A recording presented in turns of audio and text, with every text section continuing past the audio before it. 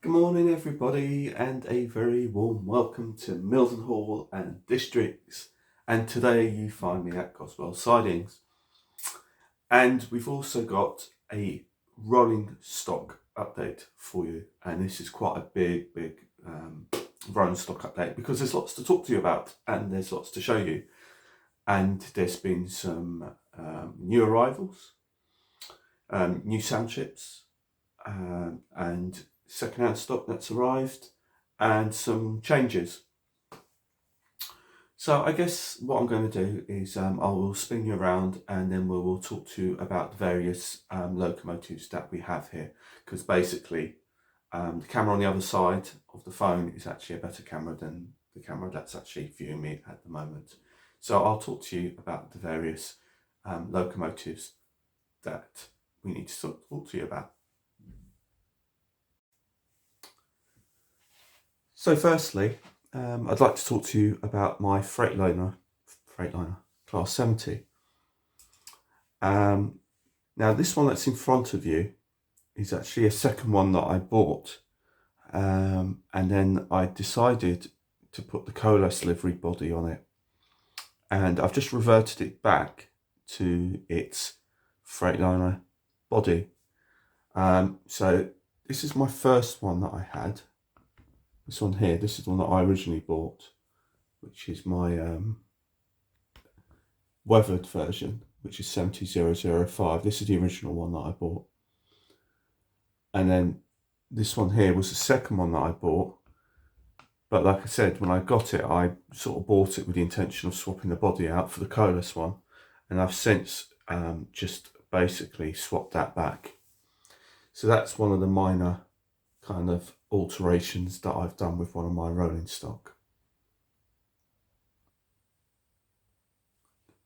So the second item of rolling stock to talk to you about is my Class 50.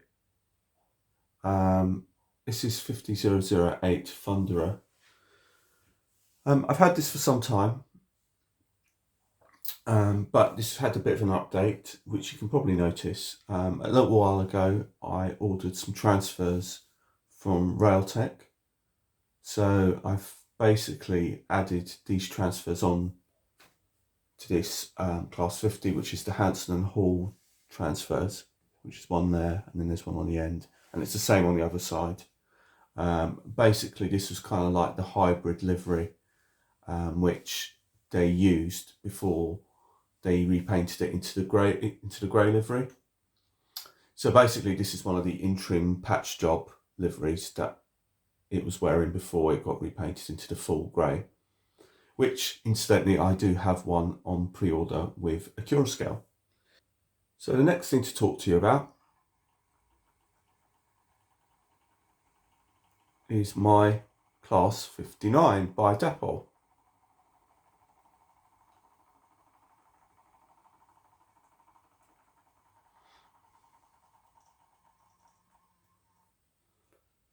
Just see if I can zoom it out a bit.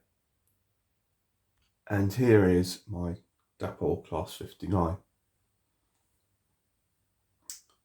Now this has had quite a bit of modification because basically, let's see if I can show it to you. You can see some of it already. Basically, this was the DB Schenker Class 59. And I didn't want it as a DB Schenker because it no longer belongs to DB Schenker, it belongs to Freightliner. And since my layout is sort of Freightliner and my loco and my sort of main freight company of choice here, I mean, I do run DB Schenkers, but I wanted this 59 to represent the hybrid livery when it was in between DB Schenker and when it was changed over to Freightliner when it was originally purchased. And basically what I did is I patched out the DB Schenker, so it no longer says DB Schenker on the sides, so I patched it out. I gave it some light weathering on the top and on the bottom, nothing major. And also what I've done with this is, if I try and see if I can get you a better close up. We'll see if I can zoom you in a bit, forgive me. Forgive me if you can hear the dog downstairs. It seems to have this habit of barking when I'm actually trying to do filming. But yeah, also the DB Schenker that was on the front, badge that was on the front, that's also patched out. So there's no branding on this at all. And when Freightliner took this 59 over, it was in this kind of interim livery. In fact, there's only one left today, which I believe is 59201, which is still in this hybrid livery. It hasn't been painted up yet.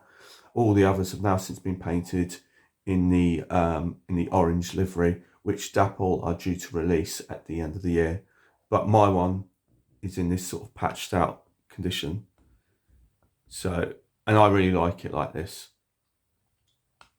The other major thing about this 59 is that when I originally bought this, I bought it with the recommended Dapple decoder, which is the Imperium one, whichever it was. I think it was Imperium 1, I think is what they call it. Whatever was recommended for it is what was in it. And yet, despite that, the lights still wasn't working as it should do. And I was a bit cheesed off with it. And I'd been seeing loads of people who had bought various versions of the Dapple 59, had put sound in them.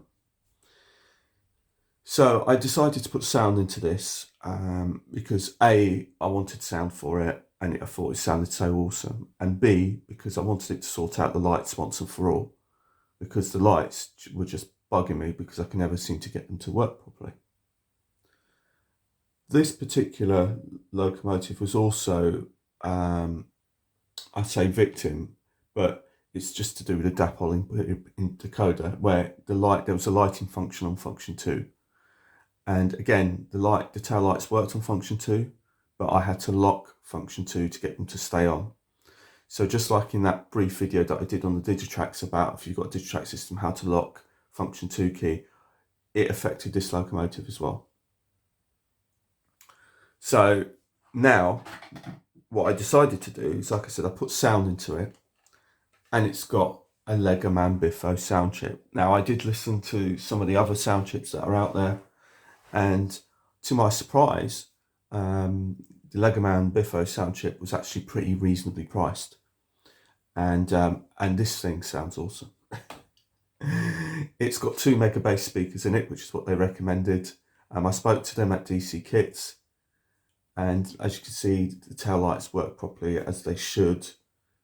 I don't know why Dapple have such issues trying to deal with their lighting, but it does work properly. And also it's got the daytime and nighttime running features. I'm not going to go through all the features on it.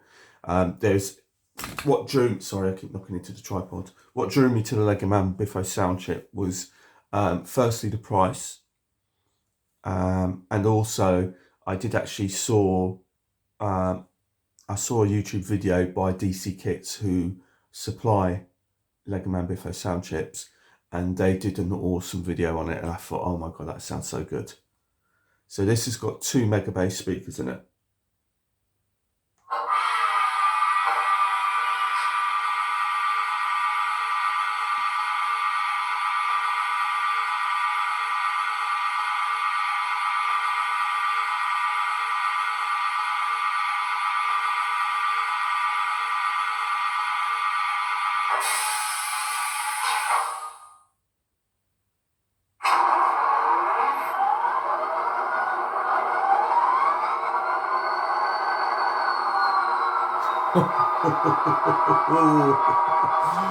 Ooh.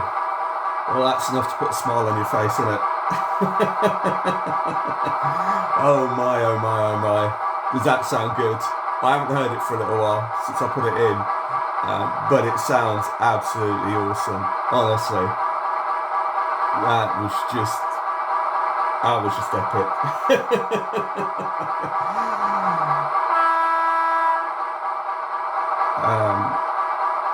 Now, I'll just sort of zoom it out a bit, and then you can sort of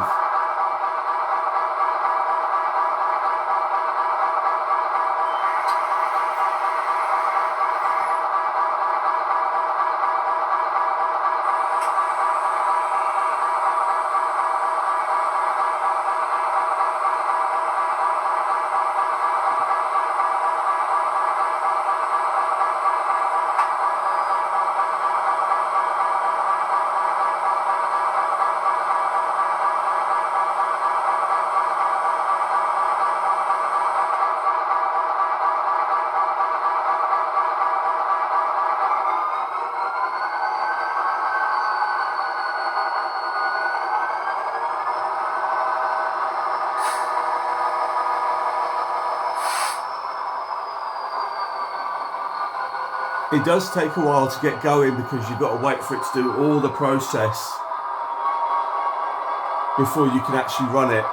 So, because in the beginning when I heard it and I tried to get it going, it seemed to take forever before it got going.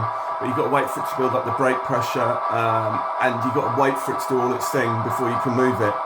But it sounds absolutely epic, as you can tell.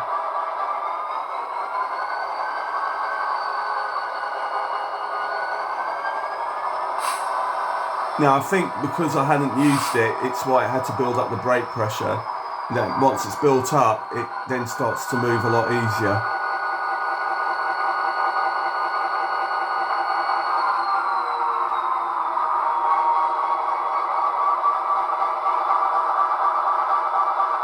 But I think you'll agree that I mean, I don't know how good your system is pouring this sound out, but it just sounds absolutely epic.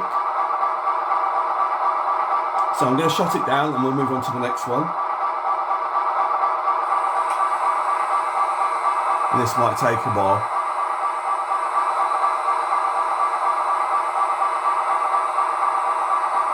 Because again, it's got to go through all the sort of procedure of shutting down before it'll actually shut down.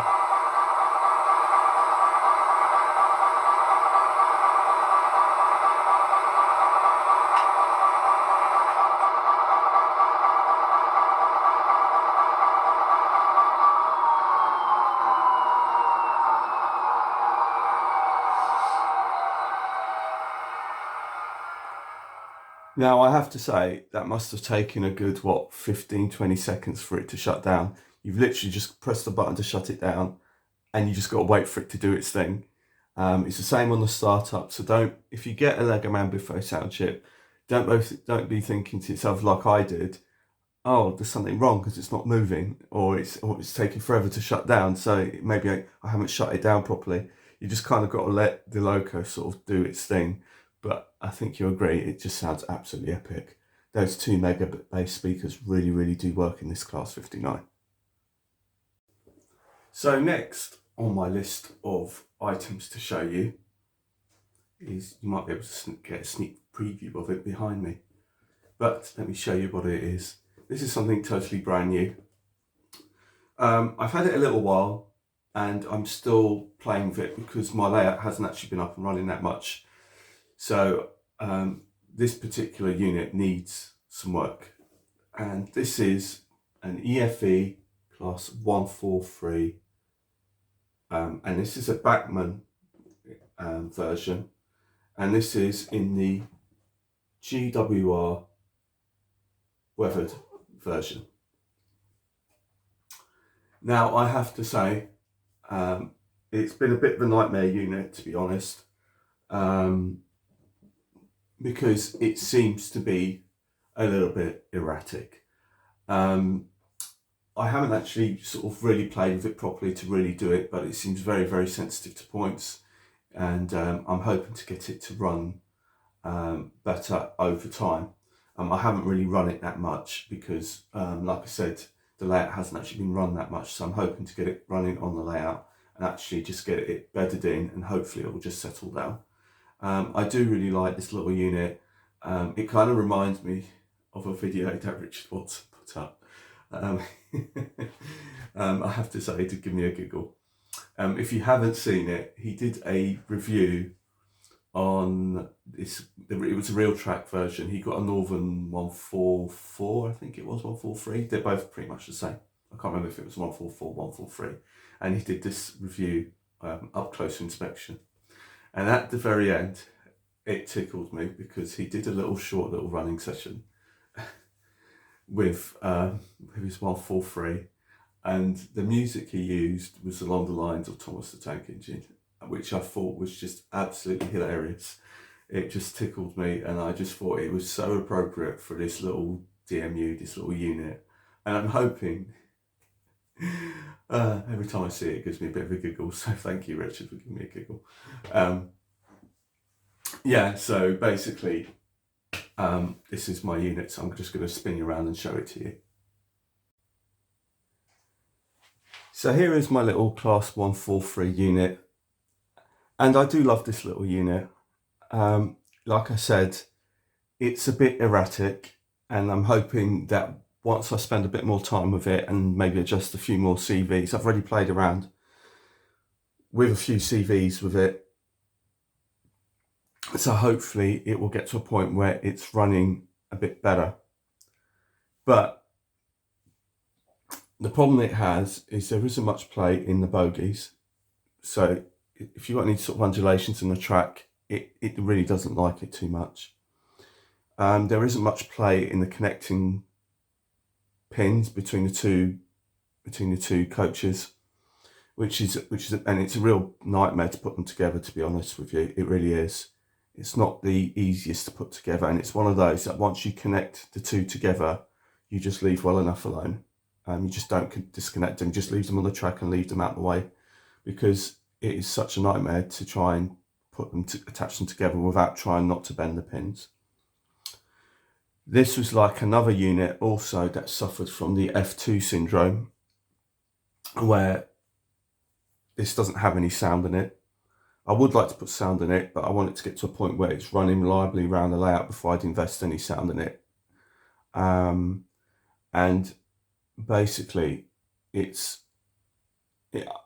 cute, but it's a bit expensive for what it is, but I'm glad I got it.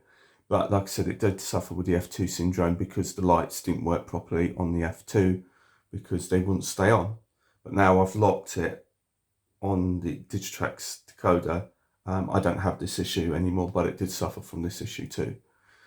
It also has, like I said, it's got directional lighting, it's got cab lighting, and it's kind of got interior saloon lighting, but it gives me a headache just looking at it. I mean, God knows what it's like for people sitting inside there, because honestly, that just does your head in. And then it's got cab lighting, as you can see. And I think that's directional dependent as well, I think. So, as you can see, yeah. So the lighting is a bit on the old bright side. And like I said, it does run, but it's not, I don't trust it, to be honest, not just yet. I don't think I can trust it to do a lap around the layout. I think it's just way too rigid. There's not enough play in the bogies. There's not enough travel in the bogies. There isn't the connections between the two coaches. There isn't no flexibility in that. So again, you know, it's almost like you've got to have it on a dead level baseboard on an oval of track with no point work for this to run properly. And it seems like when they tested it, that's how they tested it, because it doesn't really seem to like point work very much. And you've got to try and get it at quite relatively high speed to get it over the point work without it stuttering and spluttering and all the rest of it. The one good thing I would say about it is that the decoder is fitted on the bottom, so it is easy to get to. It's an X18 socket, and you know, so from that point of view, it is easy, and it is lovely to look at, and it is nicely weathered. However, I think there's probably more cons than pros, and I'm not overly happy with it at the moment. I'll be honest with you. I'm hoping that as time goes on and I run it a bit more, I can get it to a point where I've set the CVs up properly, that it'll be running a lot smoother and a lot better. The thing is, the motor is under the chassis. There's no flywheels, so it isn't very smooth. It's just kind of really quite grindy, as you can sort of see. So that's enough of that one. So a few weeks ago, I went to the Basingstoke Model Railway exhibition, and I was fortunate enough to meet a few people there. So before I get onto that, I went there primarily to see Collingwood layout. And as it turns out, because Collingwood layout was pretty much the modern image layout that I was after looking at, and I was also because they run the Batman 450 Southwest trains on that layout. And as it turns out, there was one or two other layouts that really that I'd seen before that I wasn't aware that they were going to be there, and that really interested me. And whilst I was looking at the Collingwood layout, I got a tap on the shoulder, and it was Wayne from Dugmer Junction. So he kindly tapped me on the shoulder and said hello to me. So Wayne, if you're watching, it was lovely meeting you. Really enjoyed the chat, and we did. You know, we were chatting for a little while, and it was really nice to meet him whilst I was watching Collingwood Layout.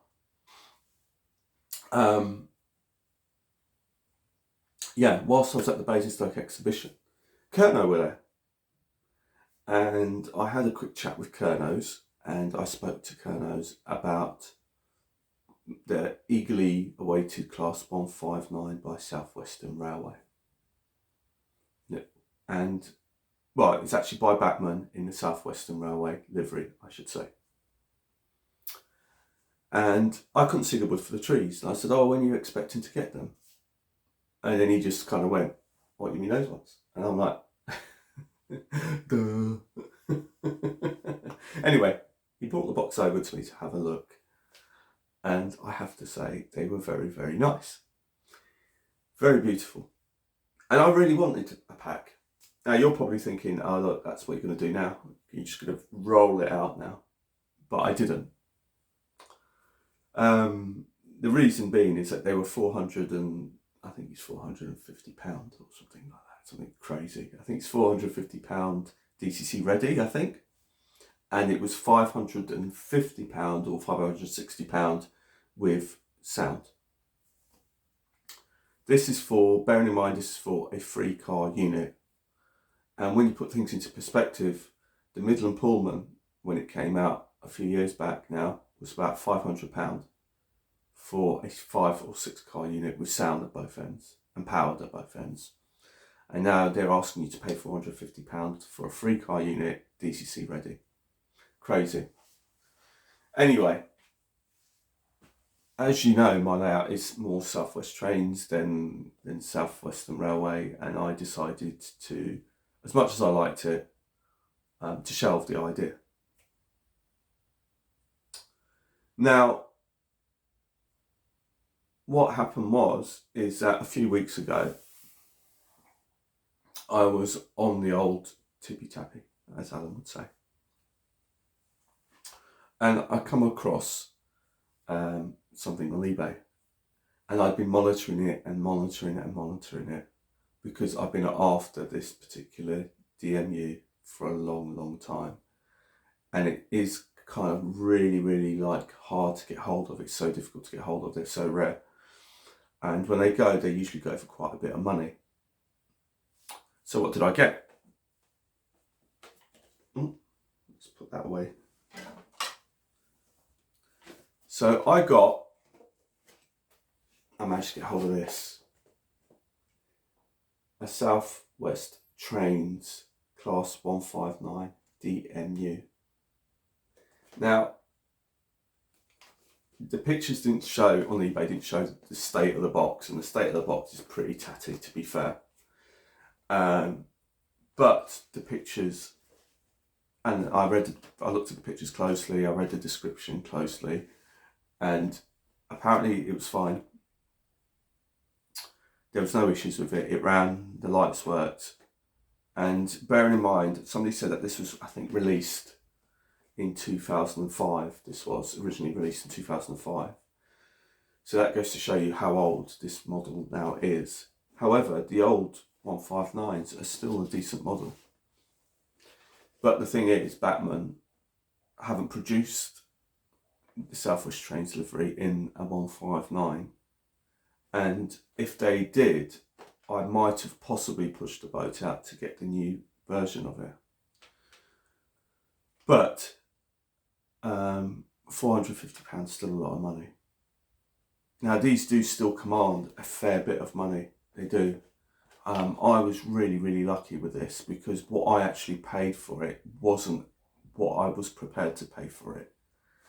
Because I was very, very fortunate that this cost me £177 all in with packaging, postage. Now, when you think about that in today's market, you could buy a Hornby Class 60 which the tooling is about 10 years old already or something, maybe more. And they are still asking about 180 to 200 pound for this locomotive.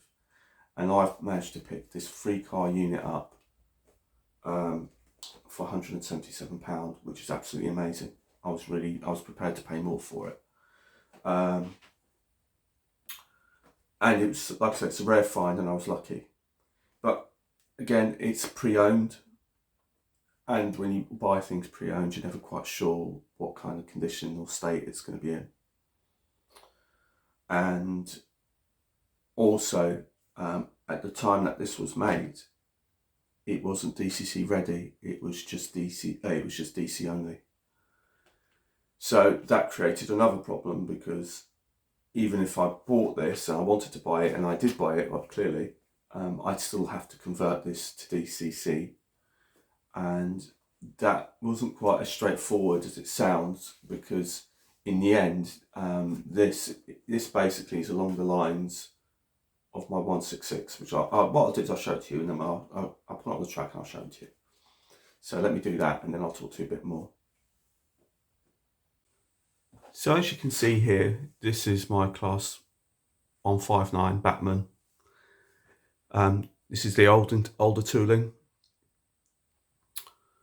So this is along the lines of the Batman 166, which I run around with the first Great Western livery. It's pretty much identical in terms of it's actually got the same, it runs on the same motor. Even in reality, I think they both share the same motors as well. But this is the older Batman class 159 tooling. But I got this, like I said, for £177 all in, which I don't think you can argue at all for a 3-car unit. Now, when I got it home, like I said, it was DC ready, which I knew. And when I sort of initial inspection of it was that it seemed pretty good. And the bodywork's in pretty good condition. And there isn't any marks or any damage or anything. What I didn't realise is that somebody had actually weathered it and slightly weathered it, but I really like it because it's been tastefully decorated. Weathered, I should say. It's really nicely weathered, so it's quite subtle. So I'm quite pleased with the way it was weathered.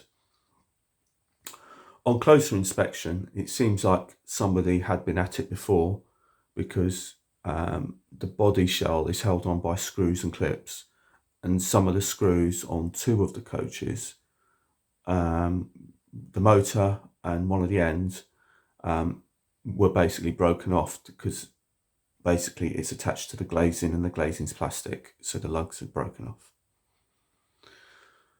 This in itself isn't a big deal. Like I said, because it's still got the clips. Obviously it hasn't got the security of the screws anymore, but that's you're buying a second-hand loco, you just kind of got to bear these things in mind, that it's not going to be pristine. It's like buying a second-hand car. But I'm very pleased with it. The thing being is that I had to DCC convert it, and that was the tricky bit. And basically, I've done DCC conversions before, which isn't a big deal. But the thing being is that the motor coach is the one in the middle. That's the passenger one. So that means not only did I have to convert the motor, but I had to convert the 2 ends as well. So actually there's 3 separate chips in this locomotive, because otherwise if I put 1 chip in the middle and not put any chips on either end, that means that all 3 of these would have to be permanently attached via the wiring. So I can't take any credit for the DCC conversion, because ultimately, although I did it, and I can take credit for the fact that I did it, there was a chap called Fifield Road or Fifield Junction who had converted his Batman Southwest trains to DCC, and it wasn't so much the converting of the motor coach, because that didn't really bother me, because I've done that before. It was to make sure that the lights work correctly on the both ends to get them to work. And if I just show you, you can see subtly, if you just keep an eye on that end, you can sort of see that it is actually, it actually changes within the direction. Let me just zoom you in a bit more so you can actually see. You can see it goes to red there. So every single one of these coaches needed a chip. Now, thankfully, when I sold a lot of stuff of late, all my culling that I do, whenever I sell stuff secondhand, I always take the chips out of my locomotives because you never know when you're going to need the chips. I only leave the chips in there when I sell locomotives if the chip is very awkward to get in and out in the first place, so I don't want to damage the body. So you just kind of weigh up the percentages. But in this case, I actually had 3 8-pin chips handy. So that allowed me to basically convert this at no extra cost. And I actually had a converter as well, which I used for the middle. So basically, the middle coach isn't hardwired, but the 2 ends are. So the two 8-pin decoders on each end are both hardwired, but the one in the middle isn't. So that means I've got the option of taking the decoder out that's in the middle coach, the motor coach, and replace it with a sound chip in the future without having to hardwire it. So I'm really pleased with this because now this is up and running, and basically it is working. It did take me a little bit of time to convert this completely. It probably took me a few hours because I wasn't really 100% sure of what I was doing. But thankfully, Fifield Road or Junction, I can't remember, he did a very clear video on it. If you are interested in doing this kind of thing, just on the search on YouTube, just do Southwest Trains 159 and you'll come across this video. And essentially, it's the same process for the 166, Bachmann 166, and also for the Bachmann 158. So it's not just restricted to the 159. So it should be, the inside should be pretty much identical. But I'm really, really pleased with this. So the next thing to do with this is to get a sound chip for it.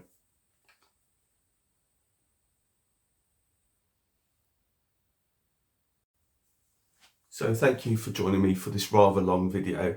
It is a bit of a mega video for the rolling stock update, but I did half expect it because I did have a lot to talk to you about and a lot to show you. And hopefully you've been interested in what I've purchased and some of the alterations that I've done and some of the things that I've done. I'm really, really pleased with the Southwest Trains Class 159. I've been after one of these for such a long time, and to get it for the price that I did was a real cracker. Like I said, it's a bit of a pain in order to get it DCC converted. However, it was well worth the effort, as I say. And like I said, don't be too surprised if there's a sound chip going into this relatively soon. But I just need to do some more track testing with it, make sure I'm totally satisfied with its performance and running. And then after, I'll be investing in a sound chip for this. As for the 143, well, we'll have to see how we get on with that, because that's definitely going to need a lot more work, and we'll see what we'll do with that. And at 159 just sounds awesome. That's just epic. That was, I really enjoyed listening back to that back. So anyway, until the next time, thank you for watching, and I'm sorry if it has been a bit too long of a video, but I hope you've enjoyed it and I hope you found it well worth it. So bye for now. Bye bye.